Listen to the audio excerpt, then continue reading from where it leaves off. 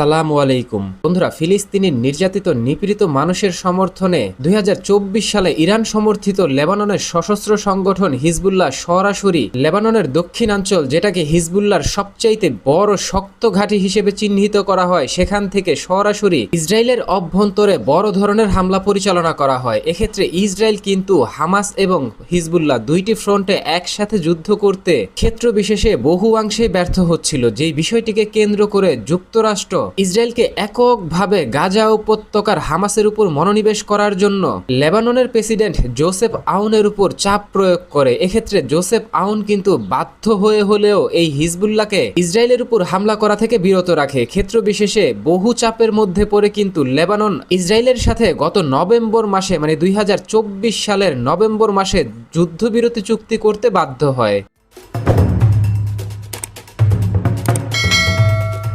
এখন দেখুন, Lebanon Israel 1 বছর আগে যুদ্ধবিরতি চুক্তি হয়েছে। সেই চুক্তি অনুযায়ী গাজা উপত্যকায় হামলা পরিচালনা করাকালীন সময় ইরান সমর্থিত সশস্ত্র গোষ্ঠী হিজবুল্লাহ কিন্তু কোনো ধরনের হামলা পরিচালনা করবে না এই ইসরায়েলের অভ্যন্তরে। বিনিময়ে লেবাননের দক্ষিণাঞ্চলে ইসরায়েল যেই 5টি গ্রাম দখল করে রেখেছে এবং সেখানে যেই সেনা মোতায়েন করেছে, ওই 5টি অঞ্চলের দখল লেবাননের কাছে হস্তান্তর করবে, পাশাপাশি সেখান থেকে সেনা প্রত্যাহার করবে।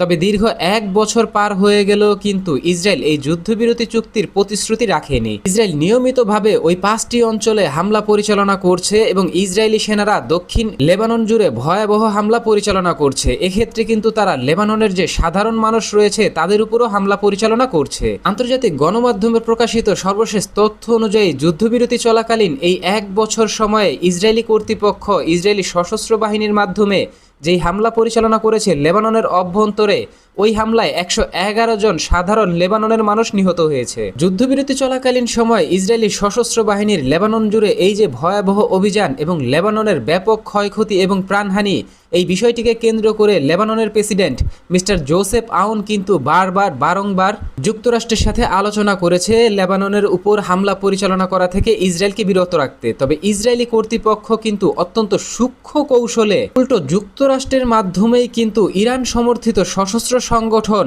হিজবুল্লাহকে সম্পূর্ণরূপে নিরস্ত্র করার জন্য এই লেবাননের প্রেসিডেন্ট মিস্টার জোসেফ আউনের উপর চাপ প্রয়োগ করে। এক্ষেত্রে কিন্তু মিস্টার জোসেফ আউন ইরানের হুঁশিয়ারি সত্ত্বেও কিন্তু তিনি যুক্তরাষ্ট্র এবং ইসরায়েলকে প্রতিশ্রুতি দেন লেবাননের সশস্ত্র সংগঠন হিজবুল্লাহকে তারা নিরস্ত্র করবে। হিজবুল্লাহকে নিরস্ত্রকরণ করার বিষয়টিকে কেন্দ্র করে ইতিমধ্যেই যুক্তরাষ্ট্রের সাথে কিন্তু চুক্তি হয়েছে লেবাননের। এই চুক্তির আওতায় কিন্তু লেবানন সশস্ত্র বাহিনীর জন্য $260 মিলিয়ন অর্থ বরাদ্দ করেছে যুক্তরাষ্ট্র। পাশাপাশি এই অর্থ ব্যবহার করে হিজবুল্লাহর বিভিন্ন অস্ত্র স্থাপনা এবং অস্ত্র গুদাম ধ্বংস করার প্রক্রিয়া শুরু করেছিল লেবানন সশস্ত্র বাহিনী। তবে সেখানে কিন্তু তারা দেরিতে হলেও বুঝতে পেরেছে লেবাননের সাধারণ মানুষ লেবানন সশস্ত্র বাহিনীর চাইতে হিজবুল্লাহকে বেশি ভালোবাসে। তাই যে কোনো সময় লেবানন সরকার এবং লেবাননের সশস্ত্র সংগঠন হিজবুল্লাহর মাঝে সরাসরি সামরিক সংঘাত তৈরি হতে পারে এবং তৈরি হতে পারে একটি গৃহযুদ্ধ।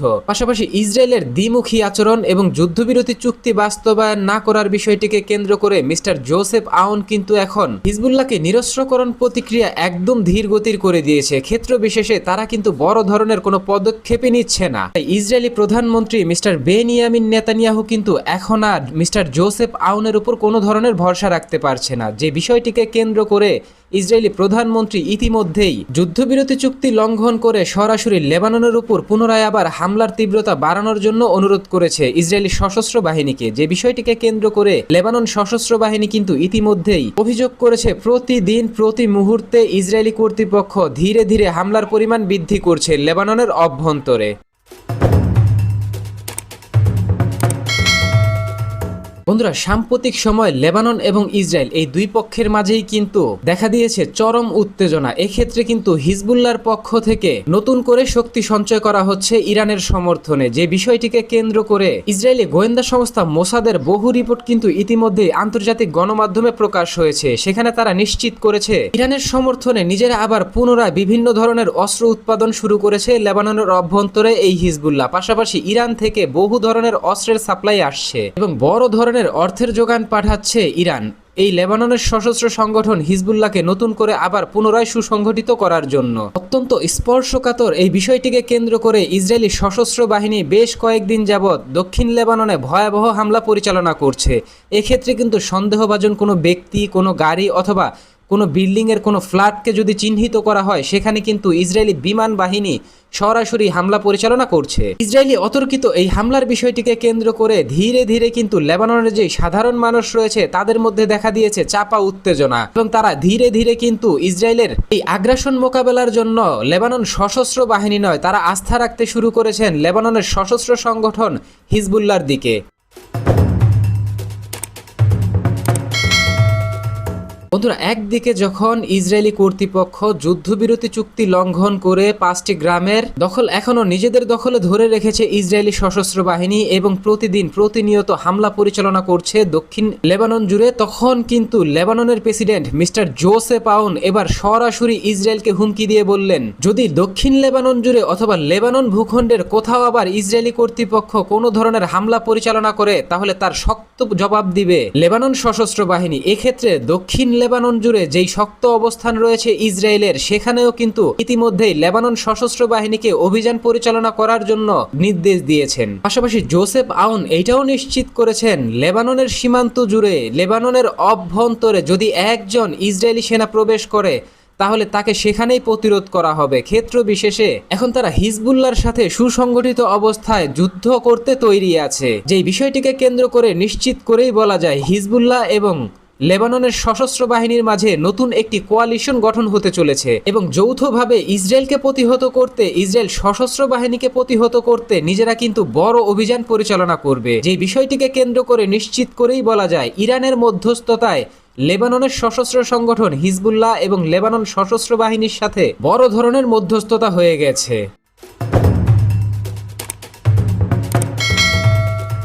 বন্ধুরা, ইসরায়েল কিন্তু দীর্ঘদিন যাবৎ চাপ প্রয়োগ করেছে যুক্তরাষ্ট্রের মাধ্যমে এই লেবাননের প্রধানমন্ত্রী, লেবাননের যে প্রেসিডেন্ট রয়েছেন মিস্টার জোসেফ আউন তার উপর। তবে হঠাৎ করেই ইরানের মধ্যস্থতায় হিজবুল্লাহ এবং লেবানন সশস্ত্র বাহিনীর সরাসরি যেই কোয়ালিশন তৈরি হয়েছে, এই কোয়ালিশনের বিষয়টিকে কেন্দ্র করে কিন্তু ইসরায়েল এখন একদম হাইপার টেনশনে ভুগছেন। কারণ ইতিমধ্যেই হিজবুল্লাহর পক্ষ থেকে ঘোষণা দেওয়া হয়েছে, যদি লেবাননে হামলা পরিচালনা করতে হয় তাহলে দক্ষিণ লেবানন আগে অতিবাহিত করতে হবে। এক্ষেত্রে ইসরায়েলকে প্রথম ধাপেই মোকাবেলা করতে হবে হিজবুল্লাহকে।